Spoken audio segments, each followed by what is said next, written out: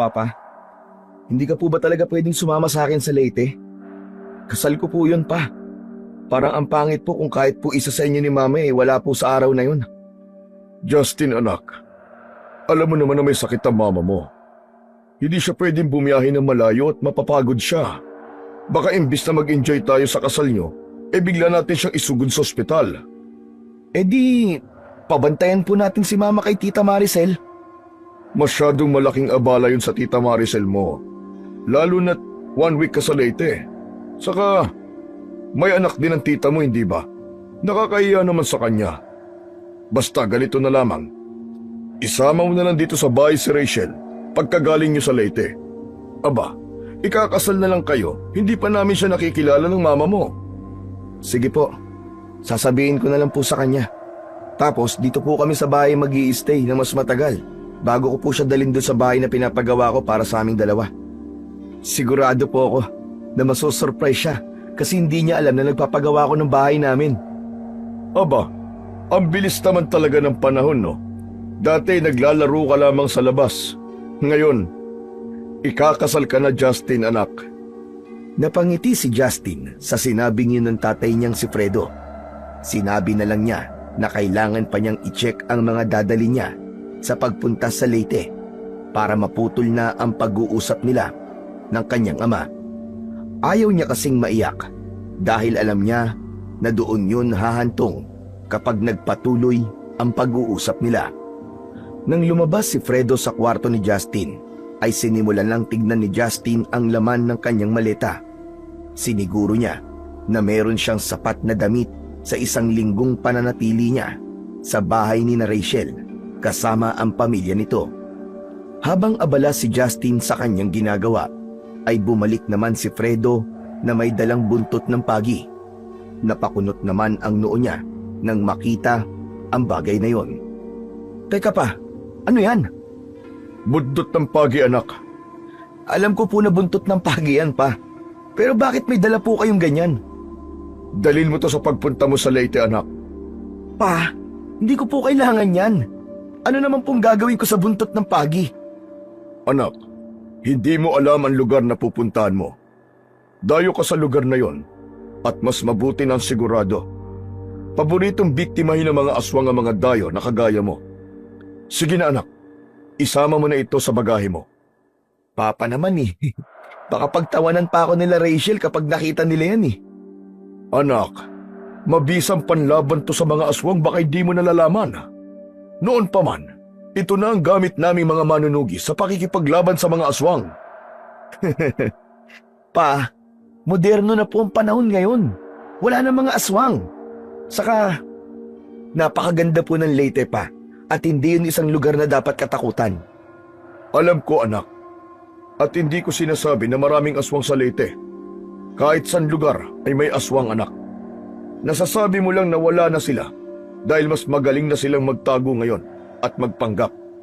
Kahit saang lugar ka pa pumunta anak, ipapadala ko pa rin sa ito. Napabuntong hininga si Justin. Tumayo siya at inakbayan ang kanyang ama. Pa, huwag po kayong mag-alala sa akin. Kasama ko pong family ni Rachel. Safe po ako doon. Itago niyo na lang po yan ulit, okay? Mukhang hindi talaga kita mapipilit na dalhin ito. Pero mangako ka sa akin anak, naligtas kang makakauwi dito sa atin. Promise po. Palagi po ako mag-a-update sa inyo. Ngumiti si Justin at kahit paano ay nakita niya na naging kampante ang kanyang ama. Nang muling lumabas ng kwarto si Fredo, ay bumalik na siya sa kanyang ginagawa. Napailing sabay ngiti si Justin nang maalala niya ang mga kwento ng tatay niya noong bata pa siya. Dati kasi ay isang kilalang manunugis ng aswang ang tatay niya. Bumuo pa nga ito ng isang maliit na grupo ng mga manunugis. Sama-samang umiikot ang mga ito sa iba't ibang parte ng Pilipinas upang manugis ng mga aswang, lalo na sa mga liblib na lugar. Ngunit nagbago ang lahat nang ipanganak na si Justin. Doon na nagplano ang tatay niya na huminto sa pagiging manunugis. 5 years old si Justin nang tuluyang iwanan ni Fredo ang pagiging manunugis at nagsimula sila ng panibagong buhay sa Maynila. Nagtayo ng maliit na negosyo ang mga magulang niya na mabilis na napalago ng mga ito. Yun ang nagbigay sa kanila ng komportable at maginhawang buhay. Habang inaayos ni Justin ang mga gamit niya para sa biyahe papunta sa Leyte, ay biglang pumasok sa isip niya si Rachel. Excited na siyang makasama si Rachel hanggang sa kanyang pagtanda.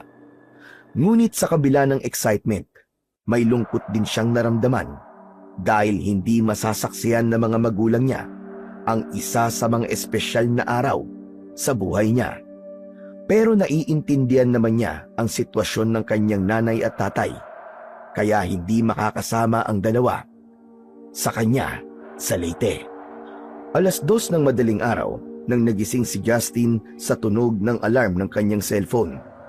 Agad niyang inabot ang cellphone sa lamesa sa tabi ng kanyang higaan at pinatay ang alarm nun. Bumangon siya at dumiretso sa banyo para maligo. Pagkatapos maligo, nagbihis siya ng komportableng polo at maong. Tinernohan niya yon ng puting rubber shoes. Lumabas si Justin ng kwarto na dala ang kanyang maleta. Pagdating sa sala, ay nakita niya si Fredo na nakaupo sa sofa. O ano anak, ihatid pa ba kita sa airport? Wag na po pa, ipapark ko na lang po yung kotse sa pay parking doon. Ay, oo nga pala, magpapaalam lang po ako kay mama. Tulog pa ang mama mo anak. Okay lang po pa, gusto ko lang po siya makita bago po ako umalis. Iniwan ni Justin ang maleta sa gilid ng pintuan at naglakad papunta sa kwarto ng mga magulang niya. Maingat niyang binuksan ang pinto at sumilip sa loob. Nakita niya ang nanay niyang mahimbing na natutulog. Lumapit siya rito at hinalikan ito sa noo. Saglit niyang tinignan ang muka ng kanyang ina bago lumabas ng kwarto. Pagbalik niya sa sala, hinawakan siya ni Fredo sa balikat. Mag-iingat ka sa biyahe anak. Salamat po pa, huwag po kayong mag-alala.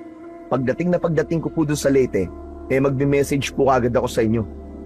Kinuha niya ang kanyang maleta at lumabas na ng kanilang bahay habang nilalagay ang maleta sa likod ng kotse. Muli siyang sumulyap sa bahay nila at nakita niya ang amang si Fredo na nakatayo sa may pintuan. Kumaway siya rito bago siya sumakay ng kotse. Pagpasok ni Justin sa kotse ay agad niya yung pinaandar. Habang tinatahak niya ang madilim na kalsada papunta sa airport, ay mas lalo niyang nadama ang excitement sa nalalapit na pag-iisang dibdib nila ni Rachel. Bukod doon, ay excited na rin siyang makilala ang buong pamilya ni Rachel na hindi pa niya nakikita ng personal. Paglapag ng eroplanong sinasakyan ni Justin sa Tacloban City Airport, ay mas naramdaman niya ang kaba dahil alam niya na ilang oras na lang ay makikilala na niya ang pamilya ng babaeng pakakasalan niya. Sumalubong sa kanya ang liwanag ng umaga at ang mainit na simoy ng hangin. Paglabas niya sa terminal, ay agad niyang nakita si Rachel na nakatayo malapit sa exit. Nakangiti ito at kumakaway sa kanya. Agad na nilapitan ni Justin si Rachel at walang pag-aalinlangan na niyakap niya ito ng mahigpit. Parang nawala ang lahat ng pagod niya sa mahabang biyahe ng sandali na yon. Kumusta ang biyahe mo? Okay naman. Nakakapagod pero eto, nawala na ang pagod ko nung makita kita. Kahit kailan talaga, bolero ka, Justin. Nagsasabi lang ako ng totoo. Oo nga pala. Pasensya ka na. Hindi ko talaga napilit sina mama at papa na sumama eh. Ganun ba? Okay lang, naiintindihan ko. Na-explain mo naman na sa akin yung reason, di ba? Tumango si Justin, ngunit hindi niya maiwasang makaramdam ng kaunting lungkot. Matapos yun, ay sumakay sila ng taxi papunta sa bus station sa Santa Fe. Habang binabaybay nila ang kalsada, tahimik na nagmasid si Justin sa tanawin na kanilang nadaraanan. Maya-maya pa ay nilingon niya si Rachel sa tabi niya. Rachel, kinakabahan ako. Bakit ka naman kakabahan? Ewan ko, parang natatakot ako na baka hindi ako magustuhan ng pamilya mo.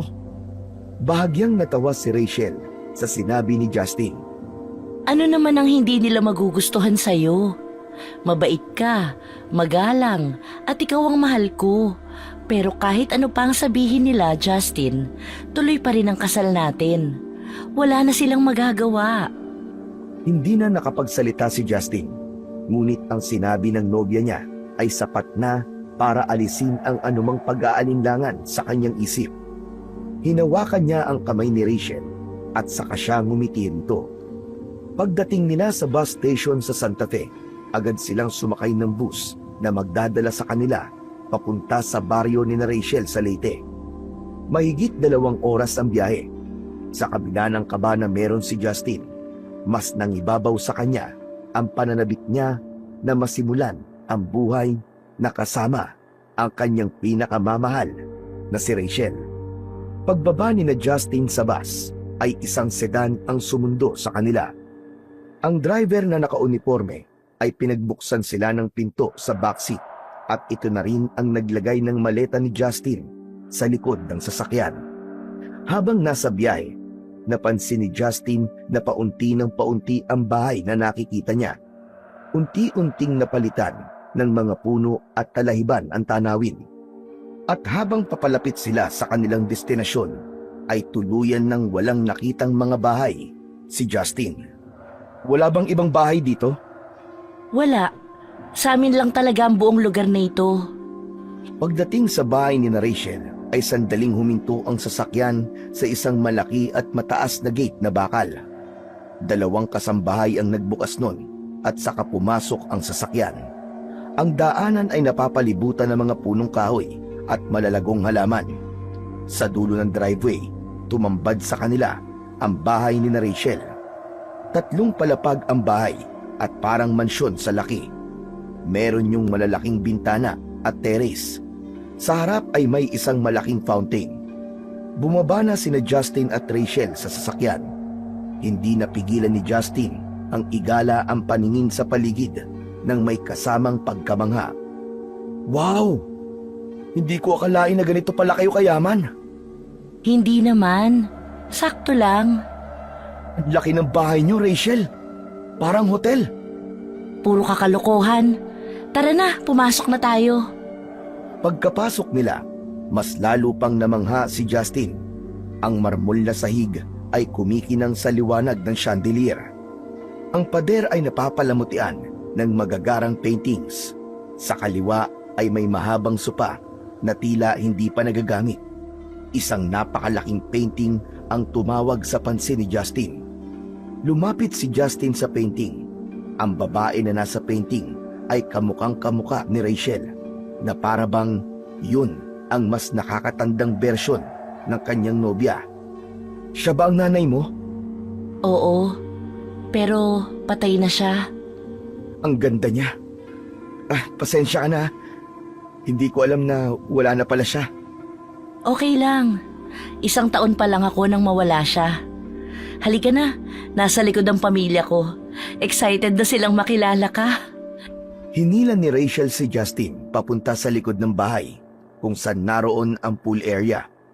Habang naglalakad, hindi na iwasan ni Justin na muling tignan ang painting na para bang may kakaibang pakiramdam yung iniwan sa kanya. Pagdating sa likod ng bahay, natigilan si Justin sa kanyang nakita. Isang napakalaking oval shape na pool ang bumungad sa kanya. Habang hawak ni Rachel ang kamay ni Justin, ay nagtungo sila sa gazebo. May isang matangkad na lalaki na sa tansya ni Justin ay nasa mid-50s at isang matandang lalaki at babae na parehas na nasa wheelchair. Papa, si Justin po. Justin, siya ang tatay ko. Si Ramon. Ikaw pala si Justin. Sa wakas, nagkakilala rin tayo. Papa, si Justin po. Justin, siya ang tatay ko. Si Ramon. Magandang umaga po, sir. Sir, tawagin mo na lamang akong tito. At pagkatapos ng kasal niyo ng anak ko, pwede mo na akong tawagin Papa. Napangiti si Justin sa mainit na pagtanggap ni Ramon. Justin, Sila naman ang lolo at lola ko, si Lolo Arman at Lola Felicia. Magandang umaga po sa inyo. Tumingin si Justin kay Rachel na parang nagtatanong kung bakit walang tugon ang mga yon. Wala ring ekspresyon ang muka ng dalawa. Nakatingin lang sa malayo ang lolo't lola ni Rachel. Hindi na nakakapagsalita sina lolo at lola, masyado na kasi silang matatanda. Pero naiintindihan at naririnig nila tayo. Tumango si Justin at muling ngumiti sa mga matatanda bilang paggalang. Papa, nasan po si Kuya Robin? Nasa gubat, nangangaso. Baka mamaya na makabalik. Mga gabi na siguro. Ano po, nangangaso? May malapit po bang gubat dito? Oo, malapit lang. Habi ng panganay ko na si Robin ang mga aso doon. Maya-maya ay makikilala mo rin siya.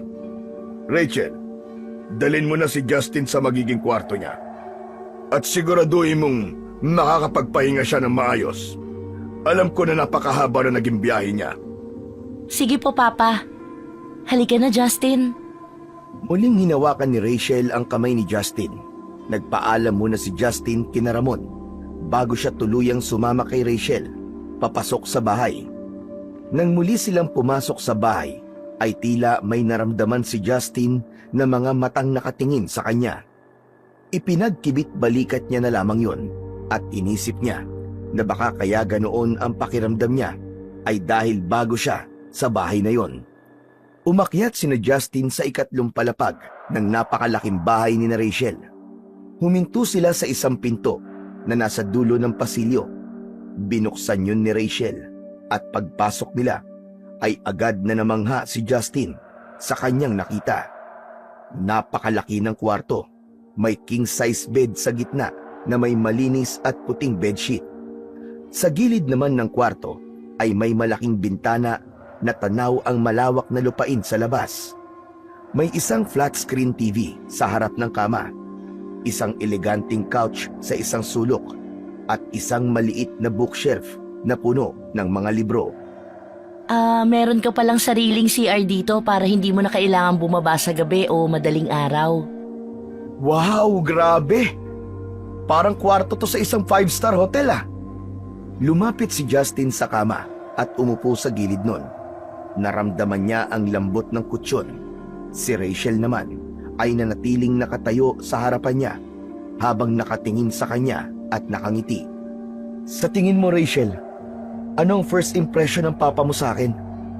Alam kong nagustuhan ka niya. Paano mo naman nasabi?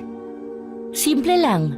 Kapag hindi niya gusto ang isang tao, malamig ang pakikitungo niya. Pero kanina, ang init ng pagtanggap niya sa'yo. Sa bagay, naramdaman ko nga na parang ang gaan ng loob niya sa akin eh. Huwag kang mag-alala. Alam kong magiging okay kayo ng papa ko. Ngumiti si Justin at tinapik ang espasyo sa tabi niya. Pinaupo niya si Rachel sa tabi niya at agad naman itong sumunod. Kinuha niya ang isang kamay ni Rachel at masuyuyong hinalikan. Alam mo, namiss kita. Halos isang buwan din pala tayong hindi nagkita. Hindi na hinintay ni Justin na makapagsalita si Rachel at hinalikan niya ito sa labi. Madiin ang halik na yon at puno ng pananabik. Nang gumapang ang kamay ni Justin sa dibdib ng kanyang nobya, ay agad yung pinigilan ni Rachel. Huminto si Justin sa paghalik at may pagtatakang tumingin kay Rachel. Justin, pagkatapos na ng kasal. Hindi ba pwedeng unahin na natin to? Hindi na ako makapaghintay na maging akin ka ng tuluyan eh. Gigil na ako sa'yo. Isang araw na lang naman eh. Konting tiis na lang. Tumayo si Rachel, inayos ang buhok at ngumiti kay Justin. Magpahinga ka na. Magkita tayo mamaya sa hapunan. Naglakad na si Rachel palabas ng kwarto. Matapos nitong maisara ang pinto, ay humiga si Justin sa malaki at malambot na kama. Napatingin siya sa kisame at pumikit. Isang araw na lang at mapapangasawa na niya si Rachel. Napangiti siya habang dama ang excitement para sa araw na yon. Madilim na ang buong kwarto nang magising si Justin mula sa mahimbing na pagkakatulog. Agad siyang bumangon at dumiretso sa banyo upang maghilamos. Pagkatapos ay nagpalit siya ng komportableng damit. Isang simpleng polo shirt at shorts ang sinuot niya bago bumaba mula sa ikatlong palapag. Habang pababa ng hagdan ay naaamoy niya ang mabangong halimuyak ng pagkain. Pagdating niya sa dining area, nakita niya ang isang malaki at eleganting dining table. Naroon na si Mang Ramon at nakaupo. Si Rachel naman ay tumutulong sa mga kasambahay sa pag-aayos ng mga pinggan at pagkain. Nang makita siya ng kanyang nobya ay ngumiti ito ng matamis sa kanya. Oh, tamang-tama ang gising mo, Justin. Kakain na tayo. Halika na, maupo ka na. Gumanti naman ng ngiti si Justin at naupo. Nalula siya sa dami ng pagkain na nasa kanyang harapan. Merong roast turkey, lamb chops na may rosemary, isang malaking tray ng creamy truffle pasta, grilled salmon na may lemon butter sauce, garlic butter shrimp at iba't iba pang uri ng salad. Sa gitna ng mesa ay may cheesecake, chocolate mousse at fruit tart para sa dessert. Ang bawat putahe ay mukhang inihanda ng isang profesional na chef. Wow! Grabe talaga! Ganito ba talaga ang dinner nyo dito? Ang dami namang pagkain at mukhang masasarap lahat. Hindi naman. Naghanda lang talaga kami kasi unang dinner mo dito. Siyempre, special ka eh. Grabe, hindi na sana kayo nag-abala. Nakakahiya tuloy. Ngumiti lang si Rachel at umupo sa tabi ni Justin. Rachel, iha. Nasaan na Kuya Robin mo? Bago pa makasagot si Rachel, ay pumasok ang isang lalaki. Matangkad ito at may matikas na tindig. Seryoso ang mukha nito. Nakasuot ito ng itim na polo shirt na fit sa malapad na dibdib nito. At ang mga mata nito ay matalim at tila sinusuri ang lahat sa paligid. Umupo ang lalaki sa tapat ni Justin at doon napansin ni Justin ang tingin nito. Mabigat at malamig na parang tumatagos sa kanyang kaluluwa. Bigla siyang nakaramdam ng kaba kahit walang sinasabi ang lalaki. Kuya, si Justin nga pala, fiancé ko. Justin, siya ang Kuya Robin ko. Si Robin ay tumingin kay Justin, ngunit hindi nagsalita. Tumangulang ito ng bahagya. Makalipas ang ilang sandali, ay nagsimula na silang maghapunan. Habang kumakain, sinubukan ni Justin na mag-enjoy sa masasarap na putahe na nasa kanyang harapan. Ngunit hindi niya maiwasang mapansin si Robin. Paminsan-minsan, nahuhuli niya itong nakatingin sa kanya at ang mga tingin nito ay matalim.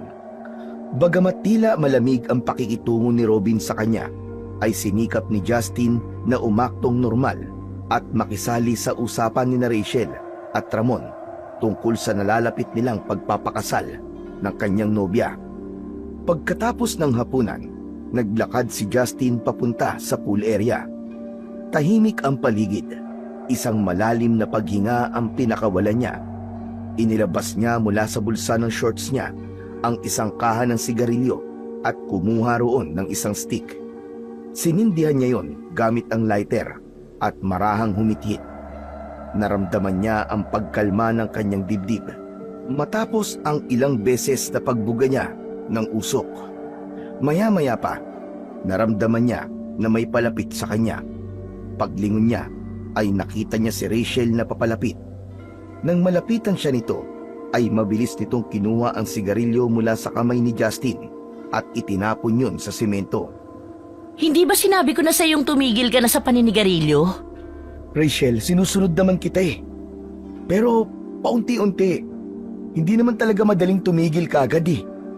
Alam ko, pero ang sabi mo sa akin nun, tumigil ka na sa paninigarilyo. May problema ba, Justin? Alam ko na kapag naninigarilyo ka, ay may iniisip ka o kaya kinakabahan ka. Napansin ko lang kasi kanina, parang hindi ako gusto ng kuya mo. Sandaling natahimik si Rachel, saka ngumiti ng bahagya. Si Kuya Robin? Ganon talaga yun. Tahimik lang talaga siya at hindi sanay makihalubilo sa ibang tao. Hindi eh. Iba talaga yung tingin niya sa akin kanina. Parang galit siya sa akin. Kahit ngayon lang kami nagkita. Huwag mo nang isipin yon. At kung sakali man na hindi kanya gusto para sa akin, wala akong pakialam. Matutuloy pa rin ang kasal natin, kahit buong angkan ko pa ang ayaw sa'yo. Napangiti si Justin at napailing. Kinabig niya si Rachel at mabilis itong hinalikan sa labi. Ang swerte ko talaga sa'yo, Rachel. Kaya mahal na mahal kita eh. Mahal na mahal din kita, Justin. Sige na, bumalik na tayo sa loob. Mauna ka na. Susunod ako sa'yo maya-maya. Magpapahangin lang muna ako rito. Ngumiti si Rachel at bumalik na ito sa loob ng bahay, habang si Justin naman ay nanatiling nakatayo roon. Inisip niya ang sinabi ni Rachel at kahit paano ay nabawasan ang gumugulo sa isip niya. Sinabi niya sa kanyang sarili na hanggat tanggap siya ni Rachel ay wala siyang dapat pang isipin sa kung gusto siya o hindi ng ibang miyembro ng pamilya nito. 2:00 na ng madaling araw, ngunit gising na gising pa rin si Justin. Kahit na anong posisyon ang gawin niya, ay hindi siya nakaramdam ng antok. Hindi niya alam kung dahil sa napahaba ba ang tulog niya kanina o dahil naninibago siya sa lugar na kinaroroonan niya. Huminga siya ng malalim at bumangon. Nakaramdam siya ng uhaw, kaya naisipan niyang bumaba sa kusina upang uminom ng tubig. Tahimik niyang binuksan ang pinto ng kanyang kwarto at naglakad pababa. Nang nasa 2nd palapag na siya, ay bigla siyang natigilan. Mula sa sala sa ibaba, ay narinig niya ang pamilyar na boses ni na Rachel, Robin at Mang Ramon. Nag-uusap ang mga yon, ngunit ang tono ni Robin ay galit na galit. Ayoko na maghintay ng ilang araw. Gawin na natin to ngayon. Robin, hindi tayo pwede magkamali. Kailangan nating maging matyaga. Kapag nagpadalos-dalos tayo, baka tayo ang mapahamak. Tama si Papa. Kapag hinintay natin ang tamang oras, mas ma-enjoy natin ang lahat.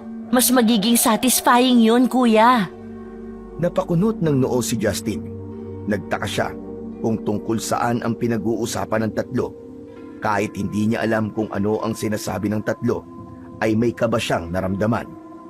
Mabilis na yumuko si Justin nang makita niya na palingon si Robin sa kinaroroonan niya, na para bang naramdaman nito ang kanyang presensya. Mas lalo siyang kinabahan. Marahan siyang umatras at bumalik sa hagdan, papunta sa 3rd palapag ng bahay. Nang makabalik na si Justin sa kanyang silid, ay agad niyang sinarado ang pinto at sumandal doon.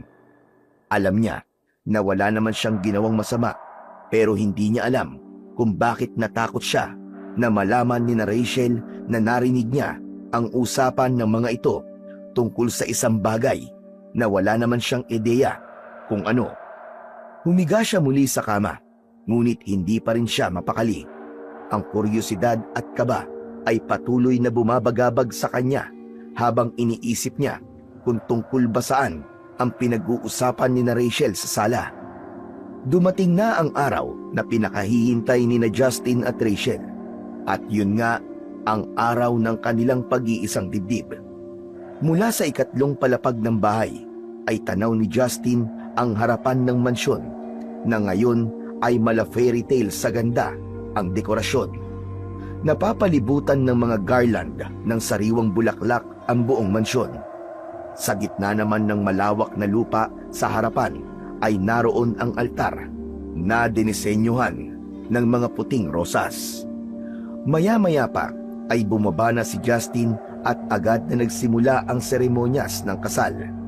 Si Justin ay nakasuot ng itim na tuxedo, habang si Rachel naman ay mas lumitaw ang kagandahan sa wedding gown na suot nito na may mahabang laylayan at burda ng mga maliliit na perlas.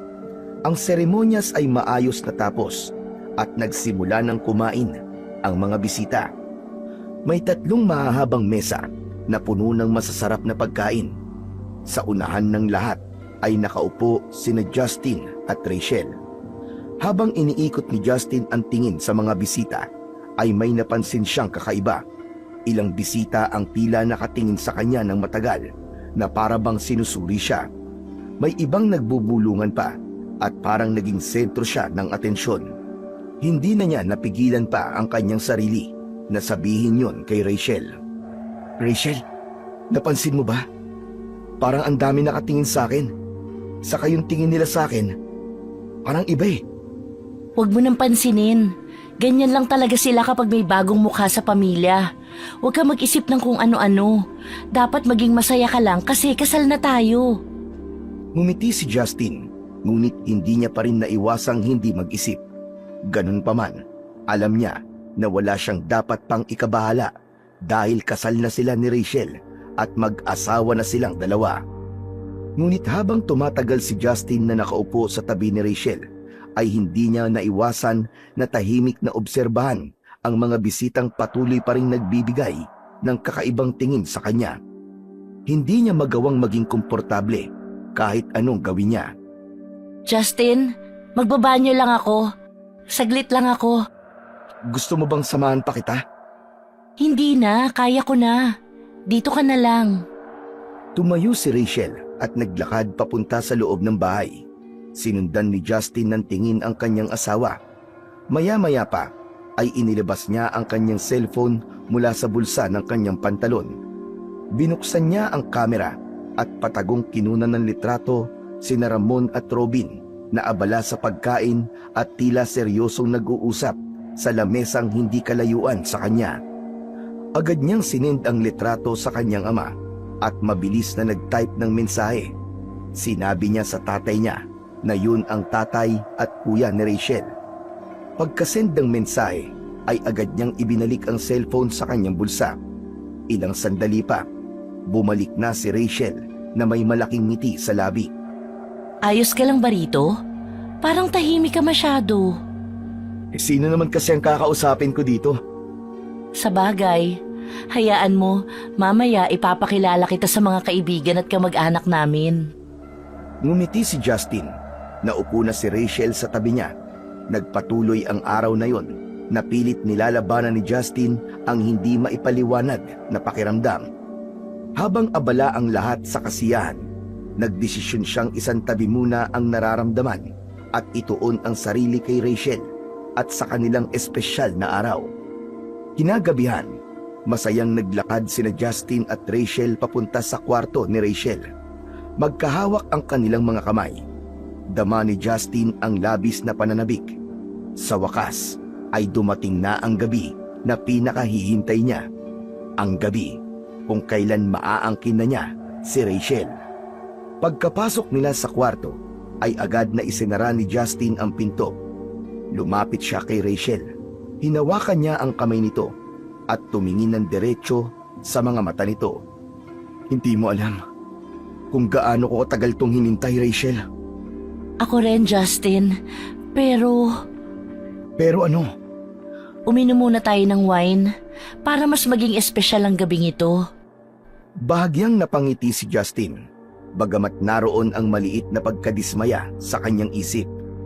Naglakad si Rachel papunta sa mesa sa gilid ng kwarto. Naroon ang isang bote ng mamahaling wine na halatang inihanda para sa gabi nilang yon. Katabi noon ang 2 wine glass. Maingat na binuksan ni Rachel ang bote at nagsali ng wine sa mga baso. Pagkatapos ay iniabot nito ang isa kay Justin. Para sa maraming taon na pagsasama natin, Justin. At para sa maraming anak na bubuuin nating 2. Sabay nilang itinaas ang kanilang mga baso at nag-toast.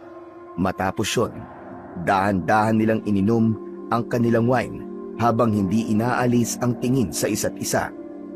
Pagkatapos nilang ubusin ang laman ng kanilang baso, muling nilapag ni Rachel ang baso sa mesa. Si Justin naman ay lumapit dito at hinawakan ito sa bewang. Marahan niya itong kinabig palapit sa kanya. Hinalikan niya si Rachel sa labi. Isang banayad ngunit puno ng pananabik na halik. Ihihiga na sana ni Justin si Rachel sa kama, ngunit bigla siyang nakaramdam ng kakaibang pagkahilo. Umikot ang buong paligid at unti-unti niyang naramdaman na tila nawalan siya ng kontrol sa sarili niyang katawan. Justin, okay ka lang ba? Rachel, parang... Sinubukan ni Justin na magsalita, ngunit tila naging mabigat ang kanyang dila.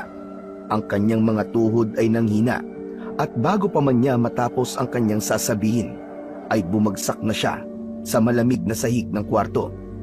Hindi niya na nalaman ang mga sumunod na nangyari dahil nawalan na siya ng malay. Kinaumagahan, nang magising si Justin, ay agad niyang naramdaman ang pananakit ng kanyang ulo. Pakiramdam niya ay binibiyak yun sa gitna. Bahagya niyang minasahe ang kanyang sentido habang sinusubukang alalahanin ang nangyari kagabi. Paglingon niya sa kanyang kaliwa ay nakita niya si Rachel na mahimbing na natutulog sa kanyang tabi. Tumingin si Justin sa ilalim ng kumot at nanlaki ang mga mata niya nang makita niya na wala siyang saplot sa katawan. Biglang gumalaw si Rachel at nang magising ito ay isang matamis na ngiti ang pinakawalan nito. Good morning! Rachel, ano nangyari kagabi? Ang huli ko kasing naalala ay bigla akong nahilo at pagkatapos, wala na akong matandaan. Tumawa ng mahina si Rachel at umupo sa kama. Hinatak nito ang kumot para takpan ang sarili. Well, may nangyari sa ating dalawa kagabi. And let me just say, you were impressive, Justin. Ha? Teka, paano nangyari yun? Hindi ko naman natatandaan. Gino-joke mo lang yata ako eh. Gusto mo bang ikwento ko pa ng detalyado sa'yo kung ano ang mga ginawa mo sa akin? Namula si Justin at mabilis na umiling. Sige na, huwag na. Hindi na kailangan. Tumawa ulit si Rachel. Tumayo na ito sa kama at kinuha nito ang robe na nakasabit sa gilid ng aparador. Isinuot nito yon at tumingin kay Justin. Sige na, bumangon ka na. Malapit na ang oras ng breakfast. May sasabihin pa sana si Justin pero hindi niya na nasabi dahil naglakad na si Rachel papunta sa banyo. Naiwan si Justin sa kama na nakatulala at patuloy na naguguluhan. Pilit niyang binalikan ang mga nangyari kagabi, ngunit wala talaga siyang maalala. Napahawak siya sa noo at napabuntong hininga. Inalis na lang niya ang isipin na yon at pinaniwalaan na lang niya ang sinabi sa kanya ng kanyang asawang si Rachel. Makalipas ang ilang sandali, ay bumaba na sina Justin at Rachel upang magtungo sa dining area. Pagdating nila roon, ay nakaupo na sina Ramon at Robin. Nasa dulo ng lamesa si Ramon habang abala sa pagbabasa ng dyaryo, samantalang si Robin naman ay tahimik na nakaupo. Agad nang ngumiti si Mang Ramon nang makita ang bagong kasal. Good morning! Ayos! Mukhang maganda ang gising nyo. Ang saya ko pa rin hanggang ngayon. Napakaganda ng kasal nyo kahapon. Kaya nga po, Papa. Salamat po kasi halos ikaw na ang nag-asikaso ng lahat. Wala yon, anak. Hindi naman ako papayag na hindi ka maging masaya sa araw ng kasal mo. O sige na, maupo na kayo ni Justin para makakain na tayo. Nang umupo na si Justin, ay hindi niya naiwasan na tignan si Robin. Nagtama ang mata nila at matalim pa rin ang tingin nito sa kanya. Hindi niya kinaya ang titig ni Robin, kaya siya na ang unang nag-iwas ng tingin dito. Alam mo, Justin, sa tingin ko, maganda kung ipapasyal ka ni Rachel dito sa lugar namin. 1 week lang naman ang bakasyon mo, kaya dapat masulit mo yon.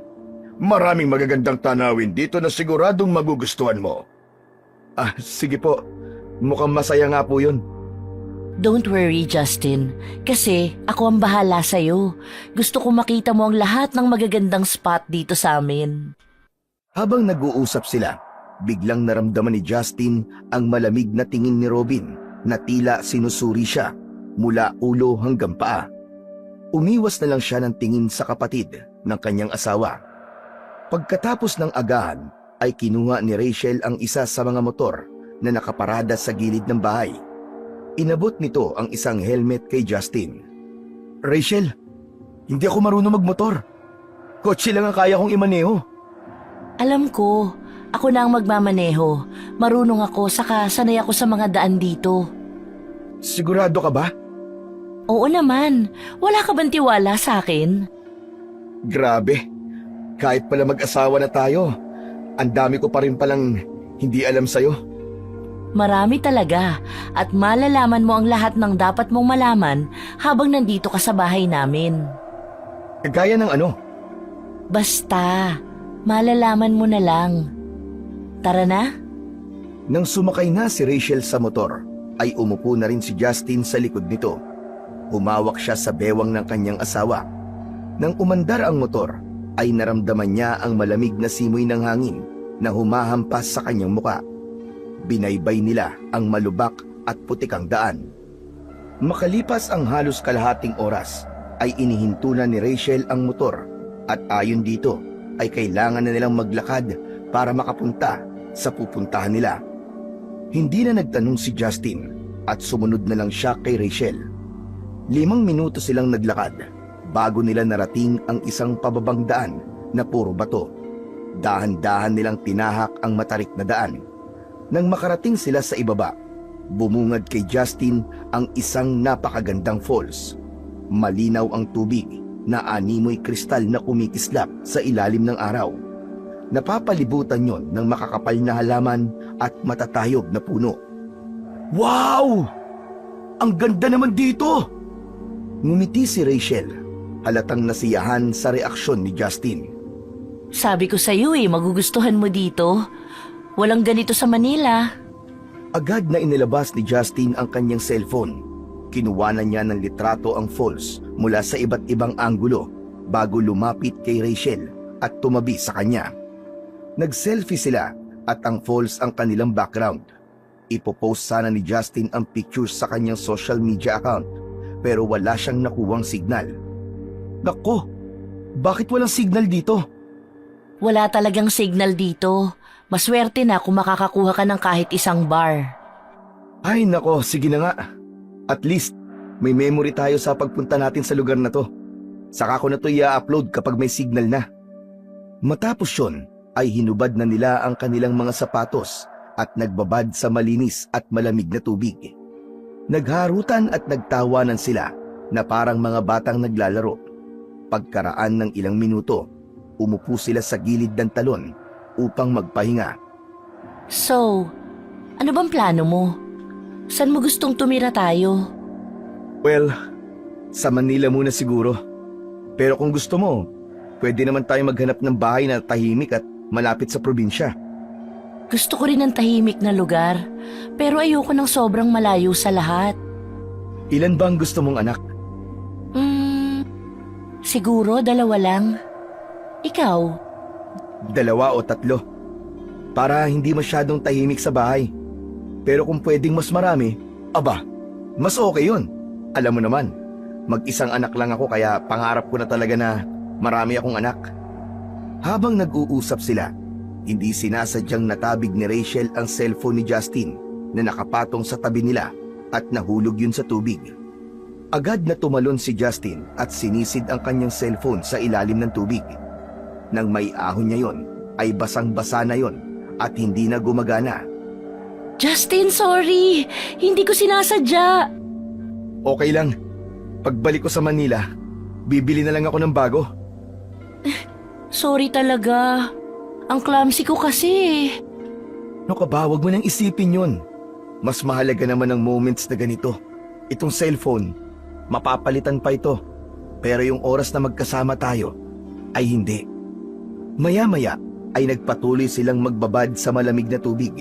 Sa sandaling yon, ay nakalimutan ni Justin ang agam-agam niya tungkol sa tila hindi magandang impresyon ni Robin sa kanya.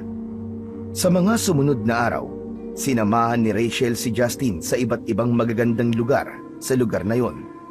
Napuno ang bawat araw ni Justin ng mga bagong karanasan, mula sa pag-akyat sa bundok na may tanawing parang larawang iginuhit, hanggang sa pagpunta sa isang beach na walang tao at napakaganda.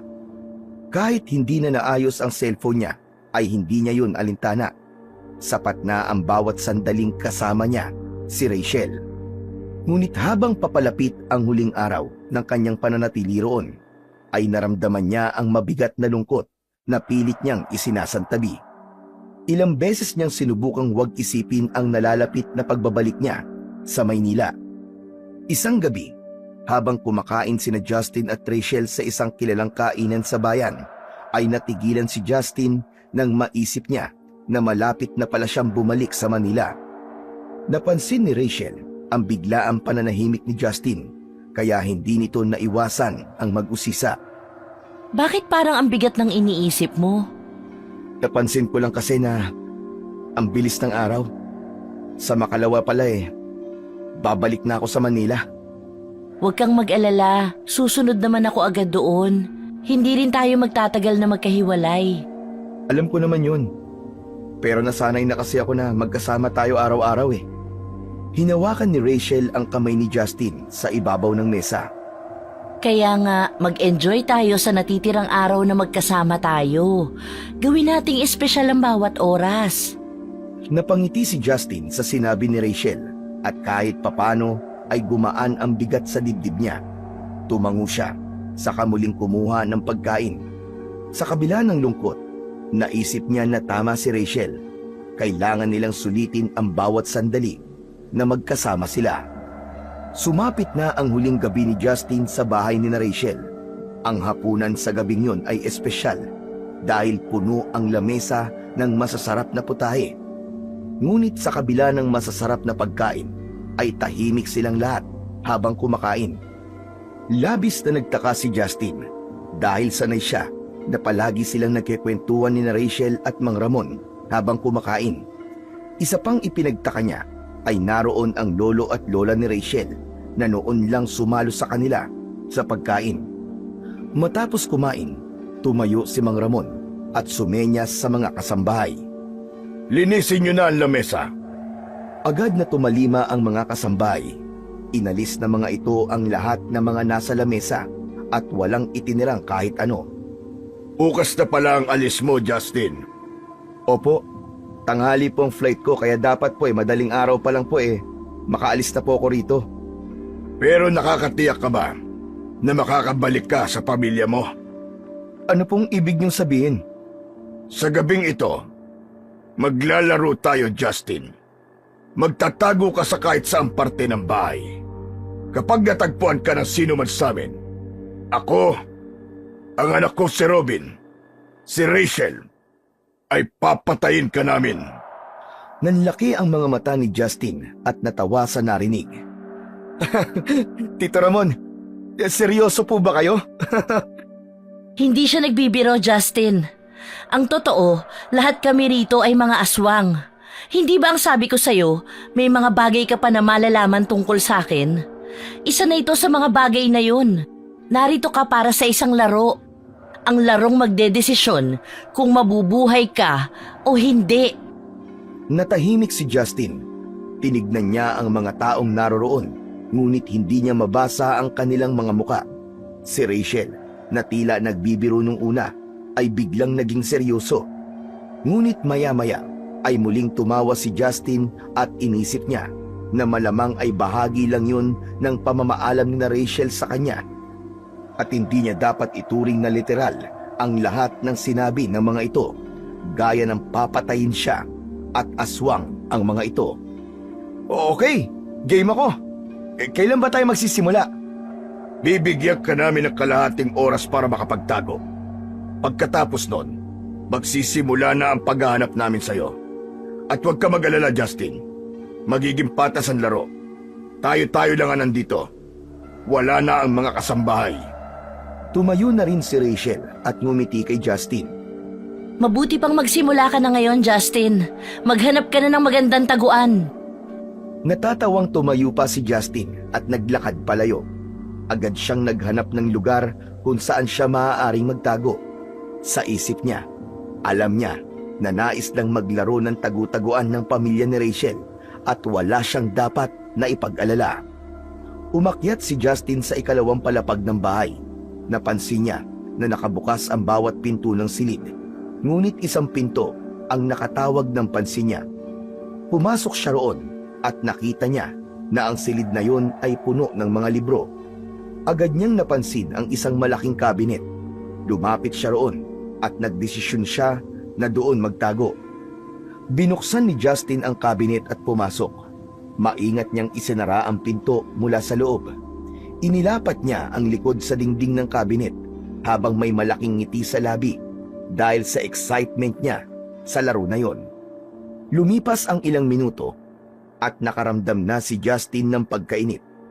Paulit-ulit siyang sumisilip sa maliit na awang ng kabinet, ngunit wala siyang makitang tao sa labas. Lalabas na sana siya, subalit nang itutulak na niya ang pinto, ay bigla siyang nakarinig ng mabibigat na yabag mula sa labas. Natigilan siya at halos hindi na siya humihinga habang unti-unting lumalapit ang mga yabag sa kabinet. Biglang bumukas ang pinto ng kabinet at bumungad sa kanya ang dalawang nakakatakot na nilalang. Mga aswang. Maihahalin tulad sa isang halimaw ang anyo ng dalawa.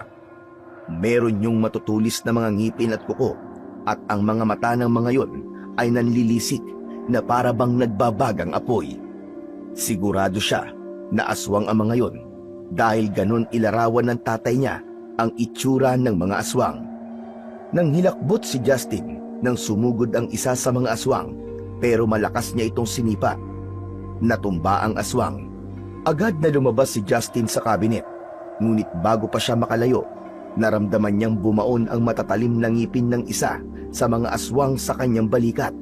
Napasigaw siya sa sakit, pero agad niyang naabot ang isang mabigat na candle holder sa mesa at buong lakas na ipinalo niya yon sa ulo ng aswang na nasa likod niya.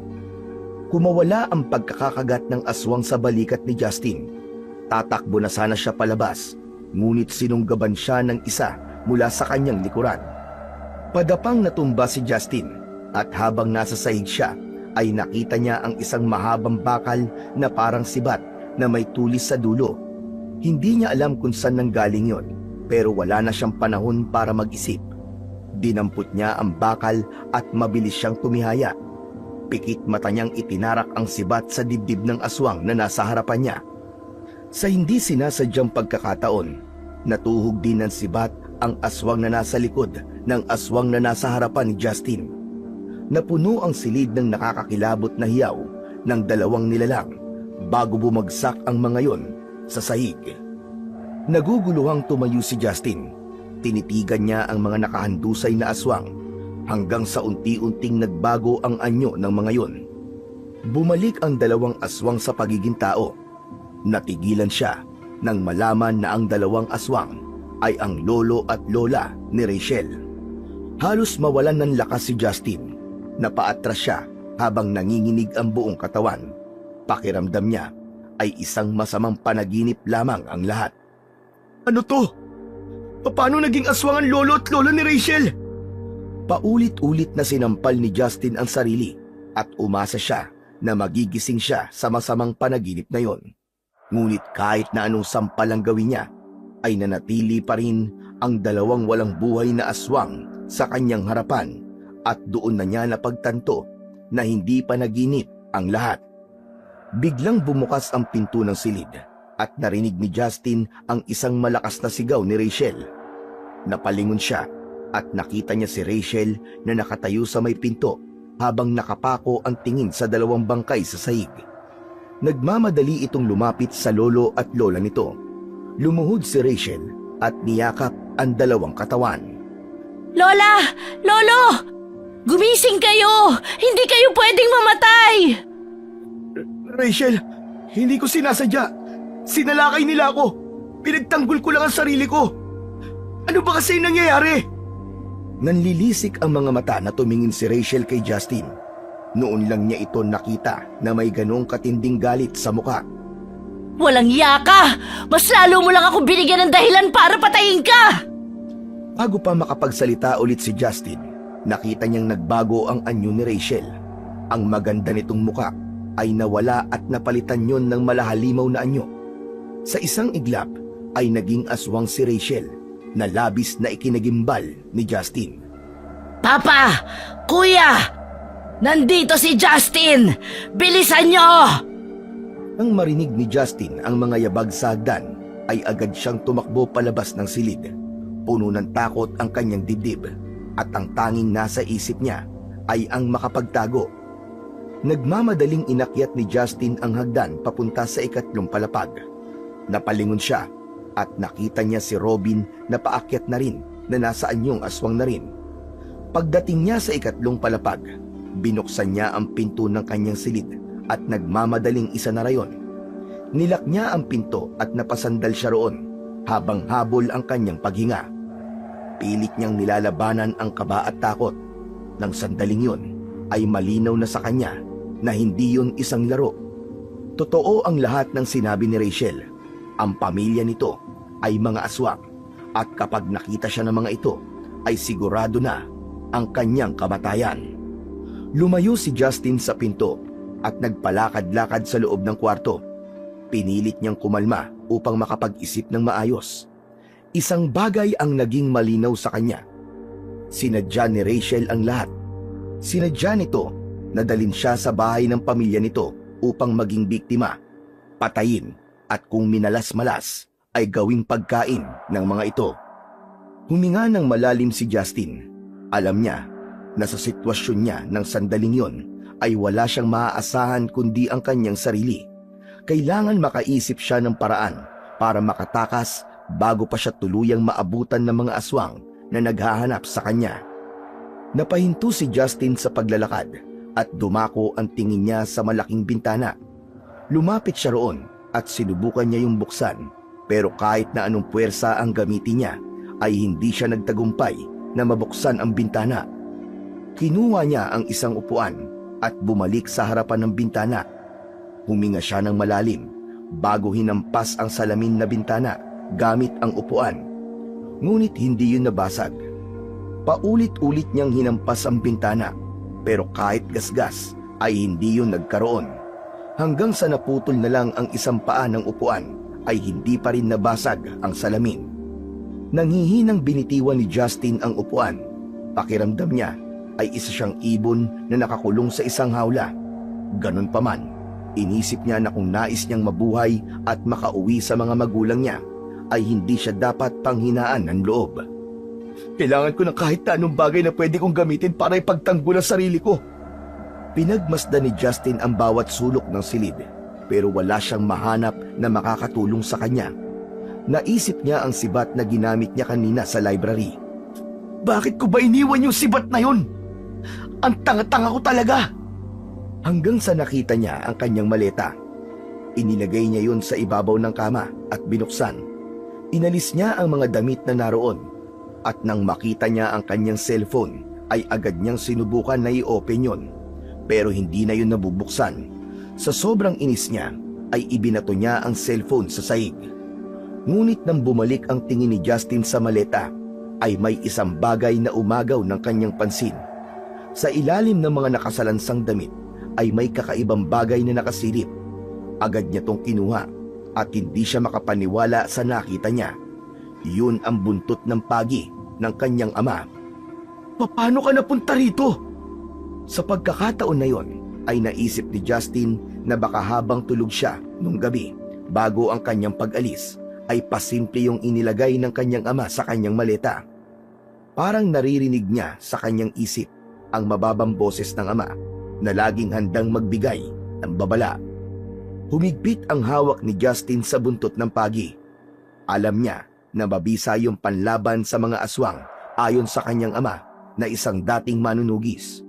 Dahil doon ay nagkaroon siya ng pag-asa at ang determinasyon niyang mabuhay ay mas tumindi.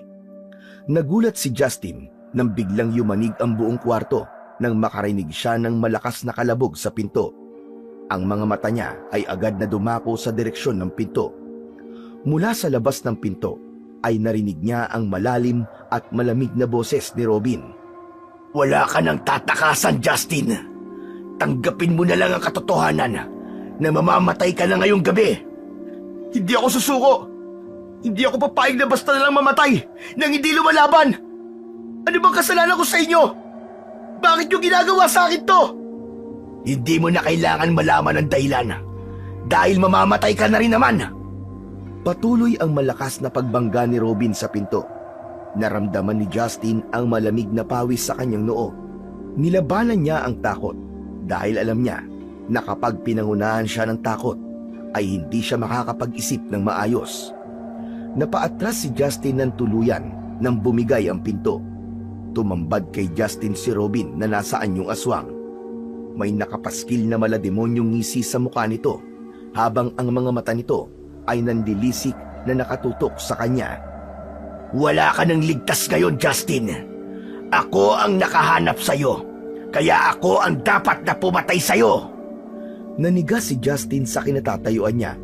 Kahit gusto niyang tumakbo o atakihin si Robin, ay hindi niya maigalaw ang kahit na anong parte ng kanyang katawan. Pero sa loob ng kanyang isip, isang bagay lang ang malinaw. Hindi siya mamamatay nang hindi lumalaban. Inihanda ni Justin ang sarili at ang buntot ng pagi. Yun lamang ang kaisa-isang sandata na maaari niyang gamitin laban sa halimaw na nasa harap niya. Habang daang-daang lumalapit si Robin, ay ramdam niya ang pagtibok ng kanyang puso. Ngunit sa kabila ng lahat, alam niyang kailangan niyang tumayo para sa sarili niya. Lalaban siya dahil wala siyang ibang pwedeng gawin kundi yun lang upang buhay siyang makalabas sa bahay na yon. Biglang sumugod si Robin kay Justin. Nang halos isang dipa na lang ang layo nito kay Justin, ay hindi na siya nagdalawang isip na hampasin ito ng buntot ng pagi. Malakas na napasigaw sa sakit si Robin nang tinamaan ito ng buntot ng pagi sa muka. Nagulat ito nang makita ang hawak ni Justin. Paano ka nagkaroon yan? Saan galing yan? Galing sa tatay ko. Pasalubong niya para sa inyo, mga demonyo! Muling umatake si Robin ng mas mabilis at mas marahas. Nakatutok ang mga mata ni Justin sa bawat galaw ni Robin at naghintay siya ng tamang tiyempo para umatake. Nagawa ni Robin na makalapit kay Justin at sinubukan siya nitong sakmalin. Nagawa naman ni Justin na umiwas sa huling segundo, ngunit nawalan siya ng balanse at natumba sa saig. Sinamantala ni Robin ang pagkakataong yun at nagawa siya nitong kalmutin sa dibdib. Napasigaw si Justin nang maramdaman ang malalim na pagbaon ng mga kuko ni Robin sa kanyang balat. Tumayo agad si Justin. Hindi niya ininda ang kanyang sugat. Sa pagkakataon na yon ay si Justin naman ang umatake. Hinampas niya si Robin sa tiyan at napaatras ito ng sandali, pero agad ding umatake. Nagpalitan ng atake ang dalawa. Habang tumatagal ay nakaramdam na ng pagod at panghihina si Justin, ngunit hindi niya yun ipinakita kay Robin. Sa isang pagkakataon, nagawang mahawakan ni Robin si Justin sa balikat. Galit na galit siya nitong itinapon sa dingding. Tumama ang katawan niya sa dingding. Pinilit niyang tumayo, pero masyadong malaki ang naging pinsala ng huling ginawa ni Robin sa kanya. Habang papalapit si Robin, kinuha ni Justin ang isang upuan na ginamit niya kanina sa pagbasag sa bintana. Ibinato niya yon kay Robin, pero sinalag lang ito ng braso nito. Bumagsak ang upuan sa harapan ni Robin, habang ang mga paa nun ay nakaturo sa itaas. Masyado nang matagal ang laban na ito. Tapusin na natin to, Justin! Hindi nagpatinag si Justin. Hinawakan niya muli ang buntot ng pagi at humarap kay Robin. Nang sumugod si Robin, hinampas niya ito ng buong lakas sa braso, dahilan upang mapaatras ito. Hindi pa natapos si Justin at sunod-sunod niyang hinampas si Robin. Tinamaan ito sa iba't ibang parte ng katawan. Sa bawat tama ng buntot ng pagi ay napapasigaw si Robin sa sakit. Ang balat nito ay tila natutunaw. Hanggang sa inipo ni Justin ang lakas na meron siya at ibinigay niya kay Robin ang pinakamalakas na hampas niya. Tumama ang buntot ng pagi sa dibdib ng aswang. Nawalan ng balanse si Robin at patihaya itong bumagsak sa sahig. At sa hindi inaasahang pangyayari, tumama ang likod ng ulo nito sa isang sirang paa ng upuan na may matulis na dulo. Tumagos yun sa likod ng ulo ni Robin at dumiretso sa bibig nito. Halos masuka si Justin sa nakita. Hindi siya makapaniwala sa nangyari. Nanghihina siyang napaluhod habang habol ang kanyang paghinga. Sa kabila ng tagumpay niyang mapatay si Robin, alam niyang hindi pa tapos ang laban dahil buhay pa rin si Ramon at ang asawa niyang aswang na si Rachel. Siniguro muna ni Justin na patay na si Robin bago siya lumabas ng kwartong yon na dala pa rin ang buntot ng pagi. Labis ang pasasalamat niya sa kanyang ama dahil kung hindi nito yun nilagay sa kanyang maleta, malamang ay kanina pa siya napatay ni Robin. Maingat ang bawat hakbang ni Justin habang bumababa siya ng hagdan. Alam niyang bawat galaw niya ay maaaring magbigay ng pahiwatig kina Ramon at Rachel na buhay pa siya. Nang makarating siya sa sala, agad siyang nagtungo sa main door. Hinawakan niya ang seradura at pilit yung pinihit, ngunit hindi mabuksan ang pinto. Isinunod niya ang mga bintana, pero kagaya ng pinto ay wala rin siyang nabuksan sa mga yon. Mabilis na nagtungo si Justin sa kusina at umasa siya na ang back door na ang magiging daan niya upang makalabas na sa bahay na yon. Ngunit tulad ng main door at mga bintana ay hindi rin siya nagtagumpay na mabuksan yon. Napasandal na lang siya sa back door. Doon niya napagtanto na walang paraan para makalabas siya ng bahay na yon. Pinilit na lang niyang tanggapin ang kanyang sitwasyon at wala na siyang ibang pagpipilian kundi ang lumaban para sa buhay niya. Ngunit sa gitna ng pag-iisip niya kung ano na ang gagawin niya, ay biglang sumagi sa kanyang isip ang imahe ni Rachel. Ang ngiti nito at ang lambing sa mga mata nito nung una silang nagkakilala. Ang mga kamay ni Justin ay bahagyang nanginginig. Alam niyang isa si Rachel sa dapat niyang harapin, ngunit hindi niya alam kung paano niya yon gagawin. Sa kabila ng lahat ng nalaman niya, ay hindi niya maitatanggi ang natitirang damdamin niya para dito. Isang malalim na paghinga ang pinakawalan ni Justin at matuwid siyang tumayo. Isinantabi muna niya ang pagmamahal niya kay Rachel. Alam niyang walang patutunguhan ang pagtatago niya. Mas malakas si Ramon at Rachel at mas pamilyar ang mga yon sa bahay na yon. Sigurado siya na kahit saan siya magtago ay mahahanap at mahahanap pa rin siya ng mga ito. Kailangan ko na silang harapin. Bahala na kung mamatay ako. Basta ang mahalaga, lumaban ako. Kinondisyon ni Justin ang sarili. Sa oras na yon ay handa na siya. Hindi siya papayag na maging biktima ng isang pamilya ng aswang sa gabing yon. Nangako siya sa kanyang sarili na buhay siyang uuwi sa bahay nila. Napapitlag si Justin nang makita niyang pumasok si Ramon sa kusina. Huminto ito sa pintuan at ang matalim nitong tingin ay parang mga kutsilyo na tumagos sa kaluluwa niya. Ramdam niya ang bigat ng galit ni Ramon. Alam niya na hindi lang yun simpleng puot. May mas malalim na dahilan ang galit ng mga ito sa kanya at yun ang nais niyang malaman. Ano ba nagawa ko para magalit kayo sa akin ng ganito? Sigurado ka bang gusto mong malaman, Justin? Kaya nga ako nagtatanong eh. Ano ba ang kasalanan ko sa inyo? Isang nakakatakot na ngisi ang sumilay sa labi ni Ramon. Mas lalong naging matalim ang tingin nito kay Justin. Ang totoo, wala ka namang kasalanan. Ang dapat mong sisihin ay ang tatay mo, si Fredo. Anong kinalaman ng tatay ko dito? Ang tatay mo ang dahilan kung bakit ka nandito. Pinatay niya ang asawa ko dahil sa isa tong aswang. Tinanggalan niya kami ng pagkakataon na magkaroon ng isang buong pamilya. Pinagplanuhan naming lahat ito. Mula sa pagkakakilala niyo ni Rachel hanggang sa pagdala niya sa iyo dito. Lahat ng yun ay para makaganti kami. Para pagbayarin ang tatay mo sa ginawa niya sa amin. Kapag pinatay ka namin, mararamdaman niya ang sakit na naramdaman namin nung pinatay niya ang asawa ko. Sigurado akong ginawa lang ng tatay ko ang tama. Siguro, may dahilan siya kung bakit pinatay ang asawa mo. Wala akong pakialam kung anong dahilan niya. Nagkamali siya ng aswang na pinatay. At ngayon, ikaw ang magbabayad sa pagkakasala niya. Sa mismong harapan ni Justin ay mas naging halimaw palalo si Ramon. Nagngalit ang mga panga nito. Mas lalong lumaki ang katawan habang ang mga kamay nito ay nagkaroon ng mas matatalas na mga kuko. Ang mga mata nito ay tila nagbaga na ng tuluyan at ang mga ngipin nito ay umusli na sa kanyang bibig. Napaatras si Justin at alam niya na wala na talaga siyang magagawa kundi ang lumaban at ipagtanggol ang kanyang sarili. Sa isang iglap, sumugod si Mang Ramon kay Justin ng mabilis at mabangis.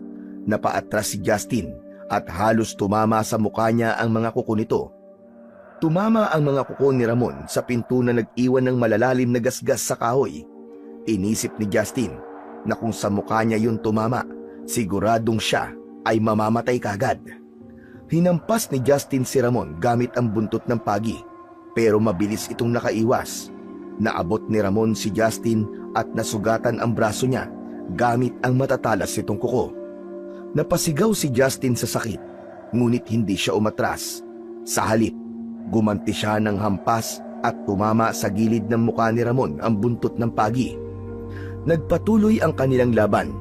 Sinugod muli ni Ramon si Justin. Hindi nakaiwas si Justin at tinamaan siya ng suntok sa tiyan. Napaluhod siya ng dahil sa sakit at sinamantala yon ni Ramon upang sugatan ang kanyang balikat. Tumulo ang dugo ni Justin sa sahig ng kusina, ngunit hindi niya binitiwan ang kanyang armas.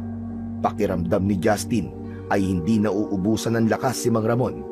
Sa isang pagkakataon, sinunggaban ni Mang Ramon si Justin at binuhat siya, saka ibinagsak sa lamesa ng kusina. Napaigik si Justin, ngunit bago pa makalapit si Ramon dito, hinampas niya ito ng malakas sa muka gamit ang buntot ng pagi. Napaatras si Ramon at bahagyang napaluhod. Sumigaw ito sa labis na galit. Muling sumugod si Ramon, ngunit mas naging handa na si Justin sa pagkakataon na yon. Sa bawat galaw ni Ramon ay umiwas siya o hindi kaya ay hinahampas niya ito ng buntot ng pagi. Kapwa natigilan ang dalawa nang narinig nila ang malakas na pagpalaw ni Rachel mula sa ikatlong palapag. Kuya Robin! Kuya! Nanlaki ang mga mata ni Ramon at napatingin ito kay Justin. Anong ginawa mo kay Robin? Anong ginawa mo sa anak ko? Pinatay ko siya. Kung hindi ko ginawa yon, ay ako ang mamamatay. Walang hiya ka. Wala kang pinagkaiba sa ama mo. Papatayin kita! Papatayin kita! Malakas na sumigaw si Ramon. Mas lalong naramdaman ni Justin ang galit na kumawala kay Ramon ng sandaling yon. Tumindi lalo ang kaba niya dahil alam niya na sa pagkakataon na yon ay mas nagkaroon ng dahilan si Ramon na paslangin siya. Mabilis na sumugod si Ramon at sa bilis nito ay hindi na nagawang makaiwas pa ni Justin. Sinunggaban siya ni Ramon at naramdaman niya ang pagbaon ng mga kuko nito sa magkabilaan niyang braso. Kasunod nun ay buong puwersang kinagat ni Ramon ang balikat ni Justin. Halos napaluhod siya sa labis na sakit dahil pakiramdam niya ay tumagos sa kanyang buto ang mga pangil ng aswang. Napasandal si Justin sa lababo habang nagpupumiglas mula sa pagkakahawak ni Ramon sa kanya. Sa gilid ng kanyang mata ay napansin niya ang lagayan ng mga kutsilyo.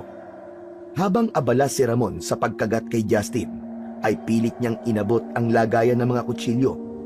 Kinuha niya ang pinakamahabang kutsilyo at mahigpit yung hinawakan. Buong puwersa niya yung itinarak sa likod ni Ramon.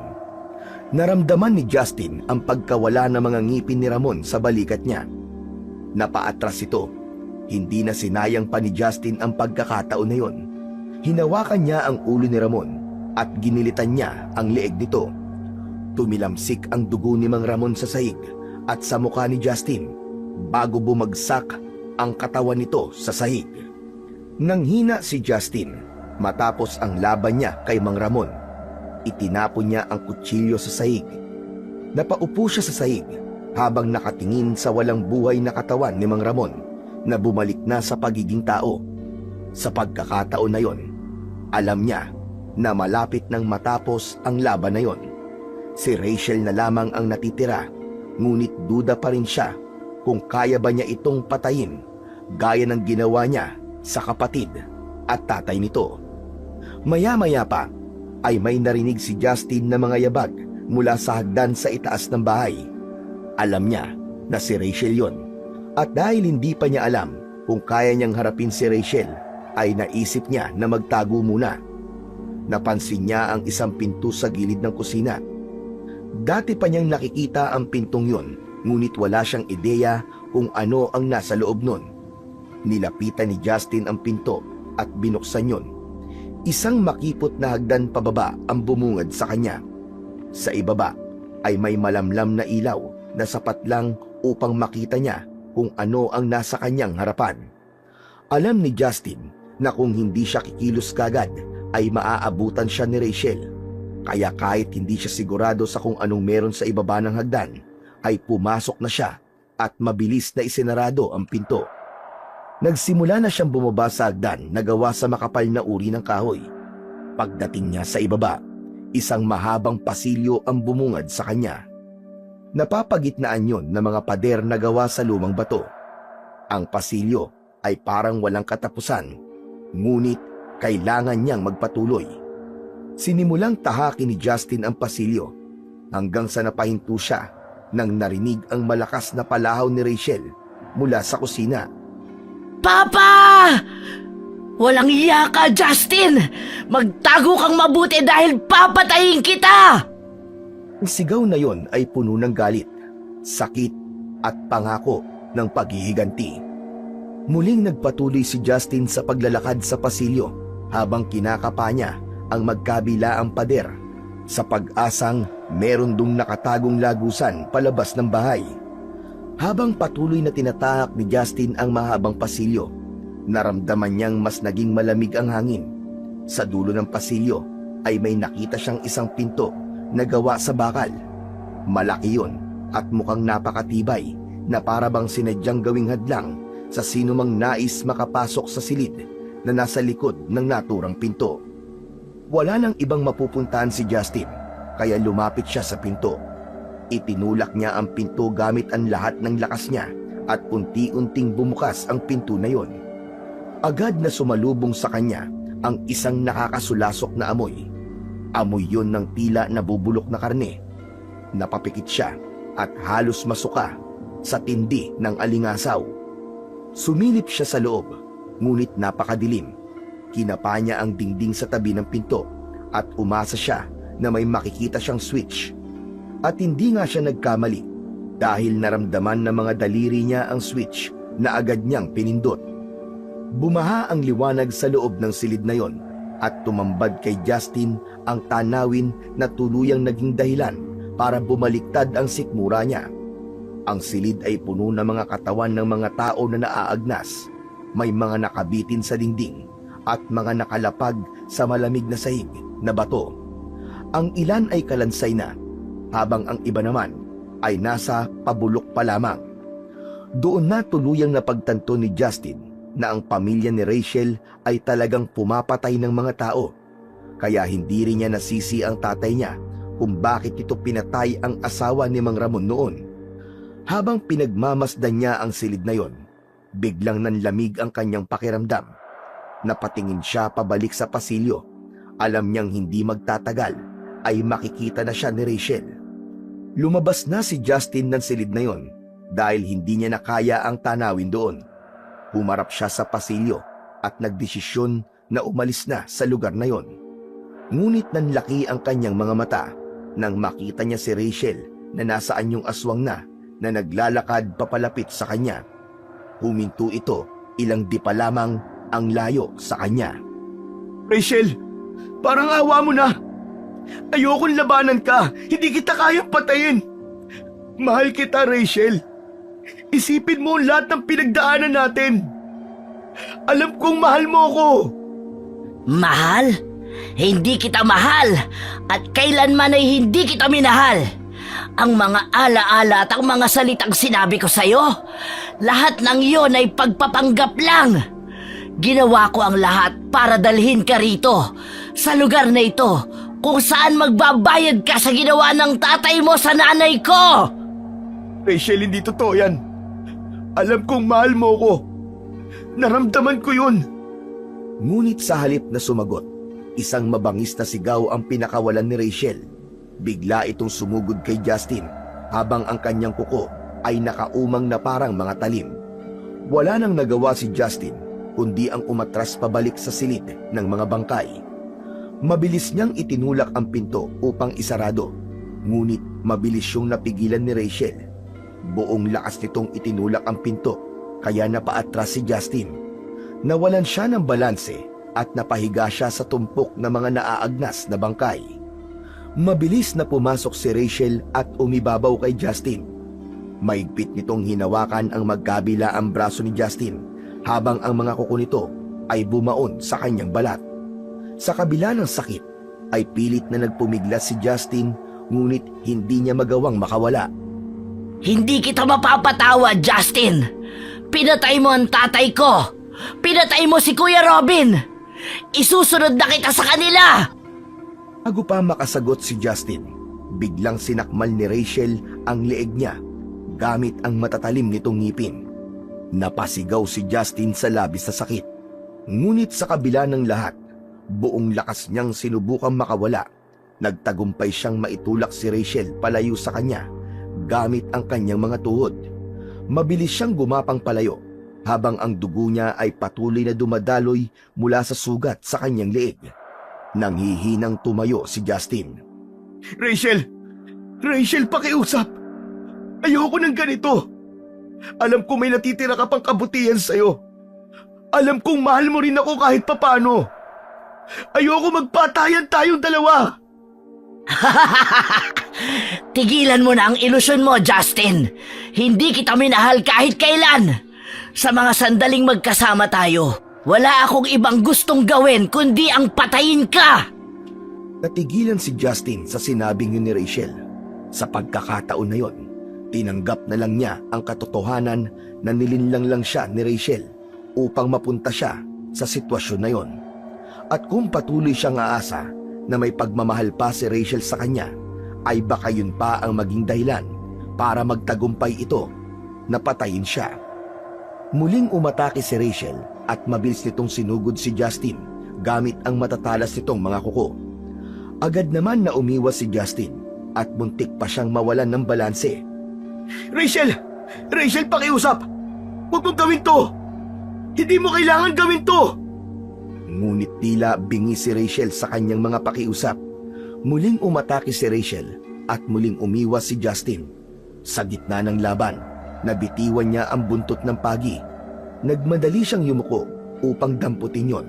Ngunit biglang sumugod si Rachel at hinila ang kanyang braso upang pigilan siya na makuha ang kanyang sandata. Diretsyong tinignan ni Justin si Rachel. Sa mga mata nito, Rachel, hindi kita kayang saktan. Alam kong may natitira ka pang kabutihan sa'yo. Hindi ka ganito, Rachel. Hindi ka ganito. Alam kong hindi ikaw ito. Ngunit sa halip na sumagot, isang mabangis na sigaw ang isinagot ni Rachel. Malakas siya nitong itinulak at nang tumingin si Justin sa likod niya, ay nakita niya na naroon ang nakabukas na pinto. Tumakbo siya papunta ron, pero bago pa siya makalabas, ay nahawakan na siya ni Rachel sa braso. Hinila siya nito pabalik at ibinilibag siya nito sa dingding. Ang katawan ni Justin ay tumama sa isang matigas na pader at agad siyang bumagsak sa sahig. Sinubukan niyang tumayo, pero dahil sa lakas ng paghampas niya sa pader, ay hindi na niya maigalaw ang kahit na anong parte ng kanyang katawan. Marahang lumapit si Rachel kay Justin. Huminto ito sa may paanan niya. Marahan itong yumuko habang ang mukha nito ay puno ng puot. Rachel! Rachel, pakiusap! Tigilan mo na to! Tingnan mo ako sa mga mata, Justin! Gusto ko na ang mukha ko ang huli mong makikita bago ka mamatay! Hindi nakapagsalita si Justin. Pakiramdam niya ay yun na ang kanyang katapusan. Ang kanyang mga mata ay puno ng luha habang nakatitig kay Rachel. Marahan na isinaksak ni Rachel ang matutulis itong kuko sa tiyan ni Justin. Napahiyaw sa labis na sakit si Justin nang maramdaman niya ang pagbaon ng mga kuko ni Rachel sa kanyang katawan. Halos mawalan na ng ulirat si Justin sa tindi ng sakit. Ngunit inisip niya ang kanyang mga magulang. Alam niya na labis na masasaktan na mga yon kapag namatay siya. Kaya kahit wala na siyang pag-asang mabuhay ng sandaling yon, ay humiling pa rin siya sa Diyos ng himala. Hanggang sa nanlaki ang mga mata ni Justin nang biglang pumasok sa silid na yon ang kanyang ama na si Fredo. Meron itong tangan na matalas na itak. Inakala niya na imahinasyon niya lang ang lahat, kaya bahagya siyang napangiti. Anong niningiti-ngiti mo dyan? Ang gusto ko ay masaktan ka! Magmakaawa ka sa akin, Justin! Mabilis na lumapit si Fredo sa kanila at tumayo ito sa likod ni Rachel na wala pa rin kaalam-alam sa pagdating ng ibang tao sa silid na kanilang kinaroroonan. Pakawalan mo ang anak ko! Halimaw! Nagulat si Rachel nang marinig ang malakas na sigaw ni Fredo. Agad itong humarap, ngunit wala na itong nagawa nang itaas ni Fredo ang hawak nitong itak at dumapo yun sa gilid ng leeg ni Rachel. Bumaon ng malalim ang talim ng itak. Paulit-ulit na tinaga ni Fredo ang leeg ng aswang hanggang sa tuluyang humiwalay ang ulo nito sa katawan. Bumagsak ang walang buhay na katawan ni Rachel sa sahig. Nang hilakbot si Justin sa kanyang nasaksihan, halos mawalan siya ng ulirap habang nakatingin sa walang ulo na katawan ni Rachel. Wala pa ring tigil ang pag-agos ng luha sa kanyang mga mata. Yumukod ang ama niyang si Fredo at mahigpit na niyakap si Justin. Hindi pa rin alam ni Justin kung ano ang sasabihin niya matapos ang lahat ng nangyari. Anak, tumingin ka sa akin. Tapos na. Ligtas ka na. Pero Papa, si Rachel po. Patawarin mo ko kung kinailangan ko siyang patayin, anak. Pero ginawa ko lang ang tama. Hindi mo na siya maililigtas. Isa siyang aswang at kahit anong sabihin mo sa kanya ay hindi kanya pakikinggan dahil wala siyang ibang nasa isip kundi ang patayin ka. Sa kabila ng mga sinabi ni Fredo, nanatiling magulo ang isip ni Justin. Hindi niya magawang sisihin si Fredo, ngunit hindi rin niya maitanggi ang sakit ng pagkawala ni Rachel. Walang anumang salita ang lumabas mula sa bibig ni Justin. Nanatili siyang nakayakap kay Fredo at umasa siya na kahit papano ay may mahanap siyang kapanatagan sa gitna ng sakit at lungkot na nararamdaman niya. Hindi na muna niya inisip kung paanong naroon ang kanyang ama dahil hindi pa niya kayang iproseso ang samot-saring emosyon na lumukob sa buo niyang pagkatao ng sandaling yon. Nang tuluyan ng kumalma si Justin, ay inalalayan siya ni Fredo upang makatayo. Bagamat nangihina pa siya at masakit pa rin ang buo niyang katawan, ay pilit niyang iniyakbang ang kanyang mga paa habang patuloy na nakaalalay si Fredo sa kanya. Magkasamang tinahak nila Justin at Fredo ang mahabang pasilyo at inakyat nila ang hagdan palabas ng basement. Dumiretso sila sa sala at nagtaka si Justin nang makitang nakabukas ang main door. Tuluyan na silang lumabas ng bahay ni Rachel. Nanlaki ang mga mata ni Justin nang makita niya ang mga walang buhay na katawan ng mga kasambahay ni Rachel na nasa anyong aswang pa rin. Umupo muna sila sa hagdan na nasa harapan ng bahay habang ang araw ay unti-unting sumisilip sa silangan. Pa, ikaw ba ang pumatay sa kanila? Oo, anak. Hinarangan nila ako nang dumating ako kanina. Hindi nila ako tinantanan hanggang sa makuha akong susi sa isa sa kanila. Kaya nagawa ko makapasok sa loob. Mabuti na lang at hindi pa uli ang lahat ng dumating ako. Pero pa, paano niyo po nalaman na kailangan ko po ng tulong? Huminga ng malalim si Fredo bago sumagot. Nung magpadala ka sa akin ng litrato ni Ramon at Robin, agad ko nakilala si Ramon. Si Ramon ang asawa ng aswang na napatay ko noon. Pumapatay sila ng mga tao. Napakarami nilang naging biktima noon, kaya hinanap ko sila. Pero nung nagka-engkwentro kami, ang asawa lang niya napatay ko. Nakatakas si Ramon. Pero bago siya tumakas, nagbanta siya na maghihiganti siya sa akin. Alam kong darating ang araw na gagawin niya ang sinabi niya. Pero hindi ko akalaing sa ganitong paraan. Kaya na malaman ko kung sino ang tatay ni Rachel, alam ko na kagad na nasa panganib ka. Ngayon pa, naiintindihan ko na ang lahat. Kaya agad akong bumiyahe papunta rito, anak. Pero nahirapan akong hanapin ang bahay na ito ni Ramon. Kaya natagalan pa ako. Pasensya ka na anak. Sana'y mas maaga ako nakarating para hindi na humantong ang lahat sa ganito. Wala po kayong dapat naihingi ng pasensya, Papa. Ang importante po ay buhay tayo. Nailigtas niyo pa rin po ako. Si Mama nga po pala. Sino pong kasama niya sa bahay? Binabantayan ko muna siya sa tita Maricel mo. Mahirap para sa akin na iwanan siya. Pero hindi ko rin kayang pabayaan ka, anak. Hindi na muling nagsalita si Justin. Pinanood na lang nila ang pag-usbong ng araw habang nagpapahinga. Ngunit sa isipan ni Justin, alam niyang kahit tapos na ang laban, hindi basta-basta mawawala ang marka ng trahedya na yon sa kanyang buhay. Sa loob ng eroplano, tahimik na nakaupo si Justin sa tabi ng bintana habang si Fredo naman ay nasa tabi niya.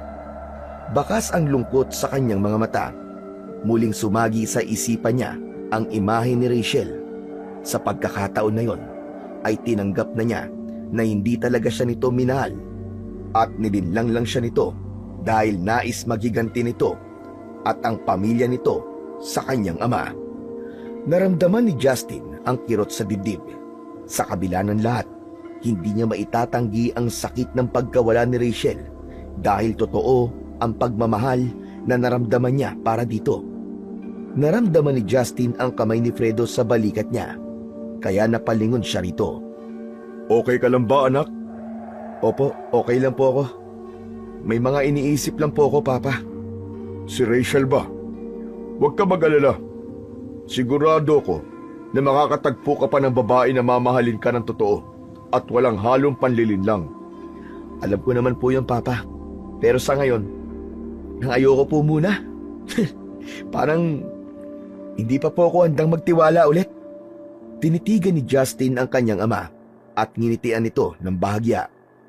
Habang lumilipad ang eroplano sa kalangitan, muling napatingin si Justin sa bintana. Alam niyang hindi magiging madali ang paglimot niya kay Rachel. Ngunit alam din niyang oras na upang simulan ang bagong yugto ng kanyang buhay nang hindi niya ito kasama.